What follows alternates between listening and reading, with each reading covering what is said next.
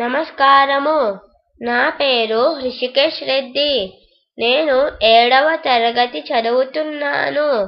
ఈరోజు పద్యం వేమన శతకములోంచి పసుల వన్నెవేరు పాలెల్ల ఒక్కటి.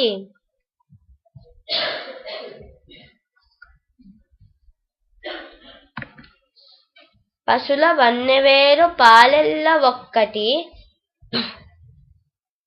పుష్పజాతివేరు పూజ ఒక్కటి, దర్శనంబులారు దైవంబు ఒక్కటే, విశ్వదాభిరామ వినురవేమ.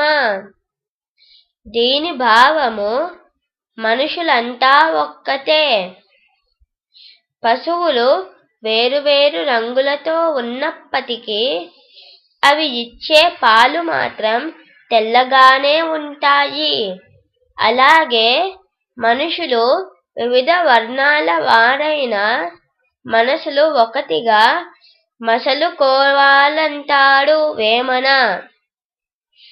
పువ్వులు వేరువేరు రంగులతో ఉన్న పూజకు వినియోగపడటంలో అవన్నీ ఒకటే కదా. ధన్యవాదములు.